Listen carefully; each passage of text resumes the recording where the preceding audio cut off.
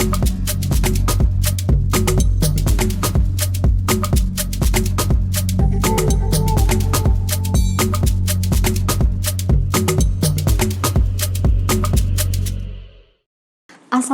warahmatullahi wabarakatuh, Bu Ati. Waalaikumsalam, Mbak Ida. Bagaimana kabarnya, sehat? Alhamdulillah sehat. Alhamdulillah sehat. Sekarang kita ada di acara Salam SDHT, santai menyelami SDHT. Nah, kali ini kita kedatangan seorang guru SDHT yang memiliki banyak karya. Ada 37 buku antologi yang sudah ditulis oleh Bu Ati ya, dan 2 buku solo ya yang ditulis secara mandiri. Dan satu lagi ada buku yang sedang mau masuk proses ya? Iya. Proses penulisan dengan penerbit mayor, dengan Rex Media Kids. Oh ya, itu penerbit besar ya? Iya. Yang pasti kita juga sudah tahu karyanya salah satunya komik Doraemon ya?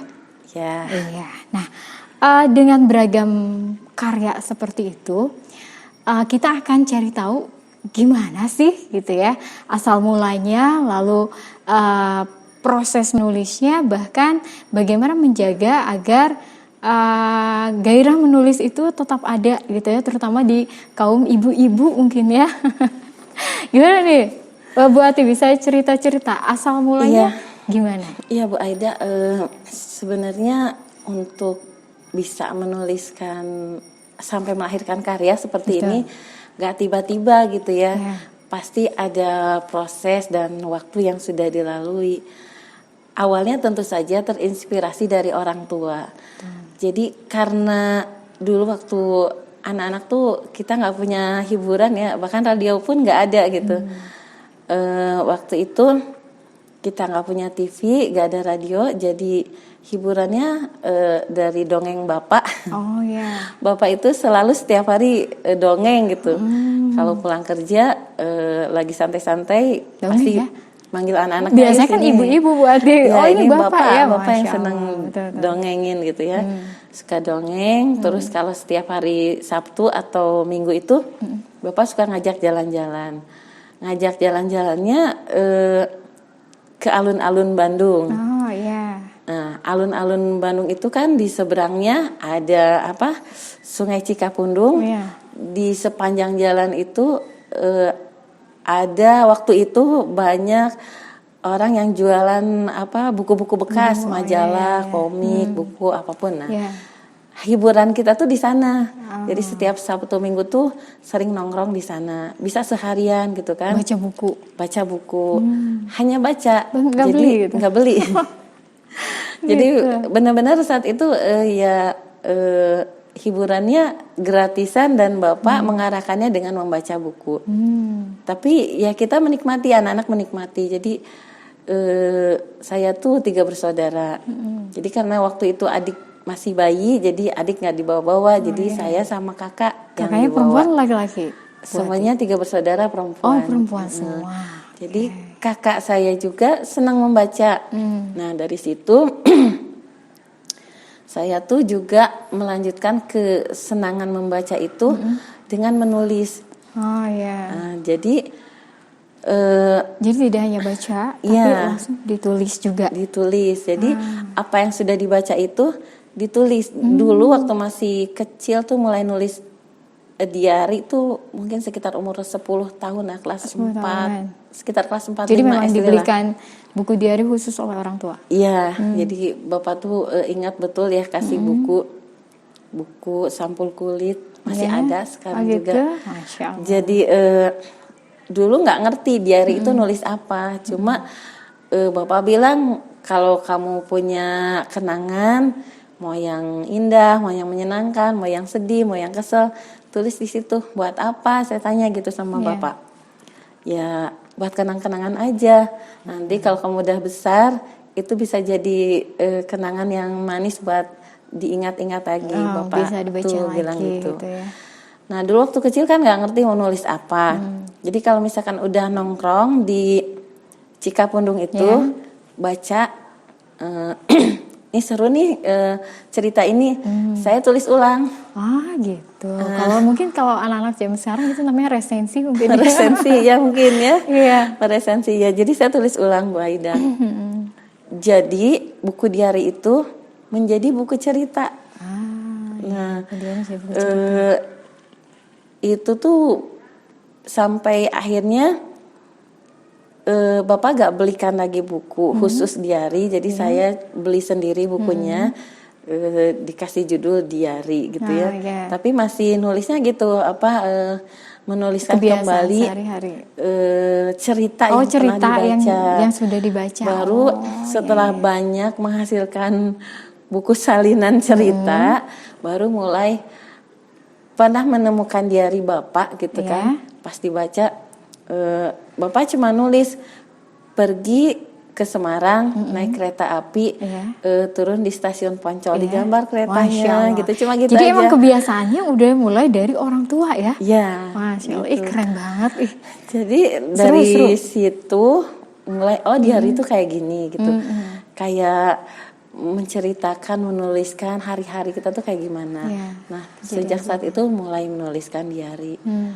Dan menulis diari ini ternyata berlanjut sampai sekolah SMP, SMA, kuliah sampai sekarang Mbak Ida. Sampai sekarang, jadi, sudah iya nikah gitu. Ya?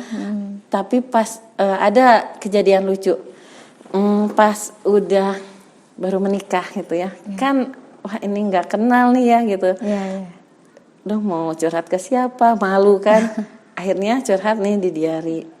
Terus kebaca, malunya luar biasa. Jadi sejak saat itu nggak pernah sendiri ya? Iya, sejak saat itu nggak pernah nulis hal-hal yang sifatnya benar-benar pribadi. Gitu. Jadi secara umum saja gitu. Secara gitu, Mbak Ida. Gitu, Masya Allah. Jadi memang sudah dimulai dari sejak kecil ya, kebiasaannya dari orang tua juga, dan dimulai dari menuliskan apa yang sudah dibaca ya, cerita-cerita. Setelah tahu dari ayah ya, baru menulisnya diarinya model lain gitu ya. Oke. Jadi beragam buku yang sudah dihasilkan ternyata memang awal mulanya dari membaca. Membaca. Betul, membaca dan menulis ada hubungannya ya. Iya, ada hubungannya. Betul. Terus kalau nanti kan sekarang sedang proses dengan penerbit Alex Media ya. Iya. Nah, itu genrenya cerita anak-anak ya, iya cerita anak-anak plus aktivitas gitu untuk anak-anak usia balita. Usia balita. 3 sampai 5 tahun. 3 sampai 5 tahun. Oke, ya itu menarik juga ya. Ngomong-ngomong, buku pertama yang ditulis dan diterbitkan itu tahun berapa, Bu Ati? Buku pertama yang ditulis itu saya nulis kumpulan quote ya tentang persahabatan. Kumpulan quote tentang persahabatan tahun 2016 akhir ya. Itu pas ada satu kejadian Perang Suriah pertama pecah. Itu kan menjelang akhir tahun 2016. Nah, saya tuh baca-baca di internet ya tentang anak-anak gitu kan. Kemudian mereka juga banyak yang peduli gitu kan sesama anak-anak gitu. Di situ terinspirasi gitu, ingin membuat quote untuk menguatkan anak-anak gitu. Terinspirasinya dari peristiwa itu, tapi ketika nulis quote itu ditujukan buat anak-anak di Indonesia, karena kan anak-anak juga ketika sudah akrab dengan game online yang sifatnya kekerasan tuh kayaknya untuk memaafkan ketika sekedar kesenggol aja itu bisa keluar kata-kata kasar gitu, marah dan sebagainya, sampai tindakan fisik. Nah, dari situ saya menulis quote temanya tentang persahabatan. Nulis sekitar 50 quote. 50 quotes. Itu sendiri atau antologi? Sendiri. Itu yang nulis pertama langsung solo itu nulis quote. Dan gitu. diterbitkan oleh penerbit Juragan Artikel. Oh, keren ya. Ya mungkin nanti kita bisa juga ya cari-cari, mungkin sudah ada kan ya bukunya? Ada. Oke. Nah, menarik sekali ya Bu Ati. Terus setelah kumpulan quotes, ada juga buku yang dikeluarkan ya? Ada. Yang tentang mondok? Iya, itu sebelum ke mondok itu juga itu nulis yang buku Anakku Mondok itu kan antologi bareng-bareng. Oh, antologi. Cuma buku itu tuh bestseller. Jadi sampai cetak ulang 4 kali. Mungkin karena banyak orang tua yang mau memesantrenkan anaknya mungkin ya, jadi penasaran gitu ya. Gitu. Nah waktu itu kan saya tuh gak pernah mondok, Mbak Ida ya. Terus anak juga masih kecil-kecil ya, belum ada pengalaman memondokkan anak gitu kan. Jadi waktu itu, jadi kalau nulis kan ada yang harus kita ada data gitu ya, ada yang kalau kayak fiksi kayak gini kan, kayak gini ini kan nggak usah ngumpulin data ya. Tapi kalau Words Festival ini saya harus ngumpulin data dulu. Nah itu waktu Anakku Mondok itu lihat kehidupan santri itu yang deket-deket gitu ya, mulai dari santri yang sangat nyaman, kayak santri yang mondok di Darut Tauhid itu yang di Eko Pesantren, sampai ke pesantren yang benar-benar jadi ada riset gitu dulu ya. Gitu ya. Jadi sebelum menulis gitu ya untuk melihat kehidupan para santri, terus orang tuanya juga gimana. Nah, baru setelah mendapatkan beberapa data, terus kalau cari data juga berusaha untuk bermalam, minimalnya semalam melihat dari pagi sampai mereka tidur. Jadi kayak gimana pengalamannya biar kalau pas nulis tuh ada gambaran lah gitu ya. Karena yang ditulisnya bukan fiksi gitu. Nah akhirnya setelah dapat data ditulis, terus beberapa teman itu memang menceritakan kisahnya memondokkan anak-anaknya ya. Bagaimana apa sih perasaan orang tua harus merelakan, terus bukan sekedar merelakan ya, tapi harus apa ya namanya, tega gitu ya, tega gitu ketika anaknya merengek nggak mau gitu. Itu tuh butuh apa ya, kekuatan lebih kekuatan batin gitu ya. Nah ketika nulis itu juga ada perasaan yang saya juga kalau nanti memondokkan anak gimana gitu ya. Ini baru ingin gitu. Nah, alhamdulillah ketika buku itu naik cetakan yang pertama, ternyata buku itu dalam 4 bulan tuh habis gitu. Jadi masih banyak permintaan. Akhirnya dicetak lagi sampai 4 kali cetak. Alhamdulillah. Nah itu buku bestseller. Karena banyak orang tua yang ingin memondokkan ya anak-anaknya, tapi belum ada gambaran gitu. Jadi mungkin karena itu ya motivasi para pembelinya. Dan para pembaca. Bisa jadi. Iya. Kalau misalnya kemarin waktu itu kan Bu Ati belum ada pengalaman ya, riset ya. Berarti jadi dari riset isinya apa? Bu Ati kalau gitu. Jadi penasaran nih. Jadi isinya menceritakan kisah seorang anak gitu ya, calon santri yang harus berpisah dari orang tuanya gitu ya. Nah di situ mungkin ada permainan kata-kata yang bikin orang jadi oh iya ya kayak gini gitu rasanya kalau berpisah sama anak gitu kan, berpisah sama orang tua kayak gitu. Jadi itu antara jadi menceritakan ya, bukan tapi bukan nggak 100% fiksi gitu, karena melihat dulu bagaimana kehidupan para santri di tempat mondoknya gitu. Iya, berarti sampai anak di ceritanya memang mengalami itu ya, mondok itu sendiri. Oh iya, oke. Ya itu lalu sebetulnya dari beragam karya yang sudah dihasilkan, motivasi terbesar Bu Ati untuk menulis itu apa? Karena kita kalau menulis kan kadang-kadang apa ya, nggak terus menulis gitu. Jadi pasti ada berhentinya gitu ya, ada jedanya. Ya, pertama motivasinya tentu saja ingin punya karya ya, pingin meninggalkan warisan lah ya, minimalnya buat anak-anak sendiri.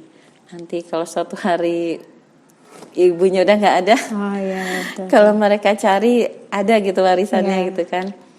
Tapi lebih dari itu ingin menunjukkan bahwa menulis itu bisa jadi sebagai tempat kita healing. Ya, Biasanya betul, kan betul. orang kalau healing tuh, apalagi dengan sekarang istilah berlibur tuh healing gitu ya. Betul. Tentu saja harus mengeluarkan biaya Betul, gitu kan, keluar gitu ya, waktu keluar dan negeri. sebagainya. Tapi dengan menulis juga, ketika contohnya gini Mbak Ida, ketika saya kecewa dengan satu hal gitu, daripada saya nangis gitu ya, marah-marah, saya ungkapkan lewat tulisan gitu. Saya ungkapkan lewat tulisan, apapun yang saya ingin katakan ya saya tulis gitu. Walaupun itu gak karu-karuan isinya gitu. Tapi kalau bagi saya Bu Aida, ketika marah saya, kecewa saya tumpahkan di kertas, kemudian saya menuliskan titik di situ. Kemudian saya remas karena saya nggak mau marah saya dibaca orang lain gitu kan. Jadi remas. Selesai Bu Aida. Kalau saya begitu, iya. Selesai gitu. Jadi saya tuh ngajarin ke anak saya yang pertama, ke kakak Fatimah, kakak kita tuh boleh marah kok gitu kan. Kan kita bukan robot gitu, tapi marahnya harus yang elegan, harus yang cantik gitu ya. Gimana marah yang cantik tuh gitu ya. Ya kalau Umi lewat nulis di buku gitu. Jadi dengan kita menumpahkan amarah kita di kertas, kemudian diakhiri dengan titik yang terakhir, kemudian remas, buang, selesai. Kalau saya gitu Mbak Ida. Iya, itu salah satu cara juga ya. Ya betul. Dan memang menulis itu bisa membuat kita lebih lega ya. Ketika menuliskan perasaan kita, menumpahkan perasaan kita saat kita sedang emosi mungkin ya. Nah, itu menarik sekali ya. Jadi buku selain menghasilkan karya yang bisa dibaca oleh orang lain, tapi bisa juga untuk diri kita sendiri gitu ya. Untuk biasanya kalau menulis itu suka nggak terus-terusan nih, gimana cara menjaga motivasi? Cara menjaga Biar motivasi. bisa terus menulis gitu. Nah, kalau saya Bu Aida ya, jadi kan membaca itu bukan hanya membaca langsung ini. Ada buku ya. Ini baca dalam arti sesungguhnya ya. Tapi Umi itu kalau di jalan gitu ya, kalau kemana gitu ya, harus memperhatikan gitu lingkungan gitu. Gak bisa cuek aja. Itu ada apa ya? Itu kucing kenapa ya? Kayak gitu. Oh gitu. Jadi ketika ada momen yang spesial, menarik gitu ya, ya saat itu juga ditulis gitu. Jadi kalau pas lagi rehat gitu ya, terus oh iya tadi di jalan tuh ada sesuatu yang menarik, langsung kalau nggak ada buku gitu ya, di note di handphone langsung tulis gitu kan. Nah nanti kalau udah sampai rumah, apa yang tadi ditulis di handphone tuh ditulis ulang di diary. Jadi selalu harus di kertas gitu. Karena kalau di media gitu tuh, kalau bagi saya tuh belum nyaman gitu ya. Beda juga ya mungkin. Beda rasanya tuh, kayaknya beda gitu. Jadi ketika semua pikiran yang ingin dituliskan sudah ditulis di note di handphone gitu ya, pasti bakal ditulis ulang di diary gitu. Karena ya itu tadi beda perasaannya. Ada satu buku yang pertama kali dibaca itu waktu masih kecil, sangat senang banget sampai sekarang. Itu buku kisah tentang keluarga Little House on the Prairie judulnya. Itu dibaca dalam buku bahasa Inggris teksnya. Kan nggak ngerti. Cuma saat itu di TVRI juga diputer serial itu. Oh, bisa nyambung ya. Little House on the Prairie. Dan ada teksnya Ada gitu ya. teksnya, Jadi bisa. baca teksnya di situ. Tapi ketika nonton serial itu juga nggak di rumah karena kita kan nggak punya TV. Jadi suka ikut ke tetangga gitu ya. Tapi nggak setiap tayang nonton karena saya udah punya bukunya gitu ya. Jadi yang susah nggak mengerti gitu ya Yang apa. mana ya, gitu. Dan buku Little House on the Prairie itu nggak ada gambarnya. Oh, gitu. Semuanya teks dan berbahasa Inggris. Kok bisa? Tapi pura-pura ngerti aja gitu ya. Nah, cuma kan di situ tuh ada Apa menariknya nih? menariknya itu kan itu kisah kehidupan jadi di Amerika, keluarga Amerika, keluarga tapi ayah ibu tuh saling peduli gitu, saling ngerti gitu ya, sehingga keluarga itu menjadi keluarga yang hebat, yang kuat, itu saling mendukung. Nah itu tuh jadi inspirasi ya buat Umi teh, pingin punya Keluarga seperti keluarga itu. kayak gitu. Karena suka menghayal nulis gitu ya di buku. Nanti saya kalau udah besar kalau jadi seorang ibu mau jadi kayak gini kayak gitu. Gitu. Suka Jadi berhayal. Tapi gak pernah menuliskan calon suaminya kayak gimana.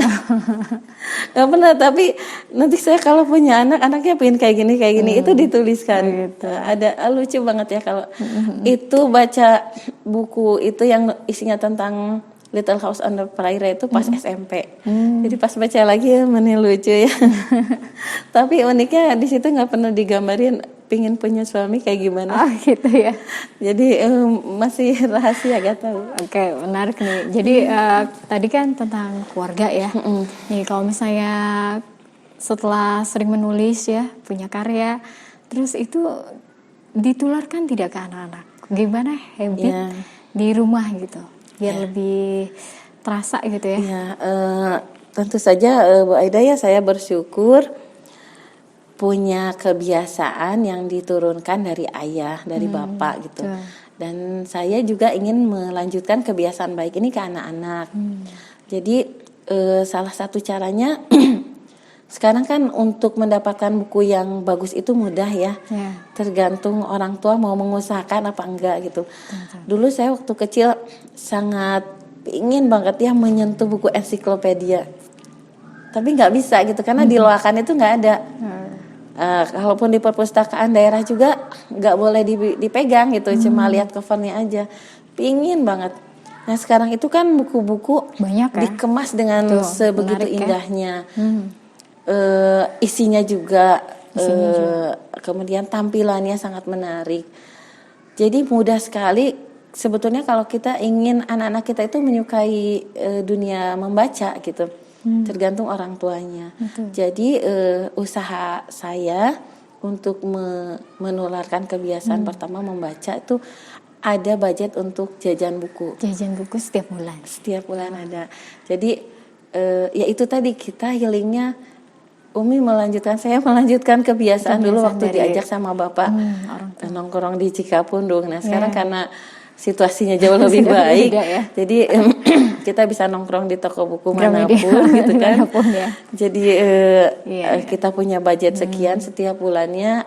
Anak-anak silakan menentukan bacaannya apa saja, nggak pernah dibatasi gitu kan.